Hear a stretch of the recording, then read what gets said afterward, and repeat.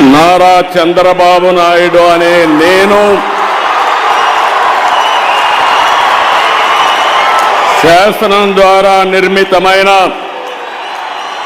భారత రాజ్యాంగం పట్ల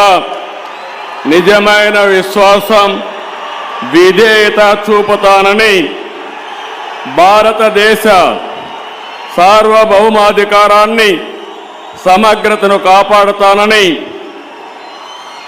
ఆంధ్రప్రదేశ్ రాష్ట్ర ముఖ్యమంత్రిగా నా కర్తవ్యాలను శ్రద్ధతో, అంతఃకరణ శుద్ధితో నిర్వహిస్తానని, భయం గాని, పక్షపాతం గాని, రాగద్వేషాలు గాని లేకుండా రాజ్యాంగాన్ని, శాసనాలను అనుసరించి ప్రజలందరికీ న్యాయం చేకూరుస్తానని దైవ సాక్షిగా ప్రమాణం చేస్తున్నాను.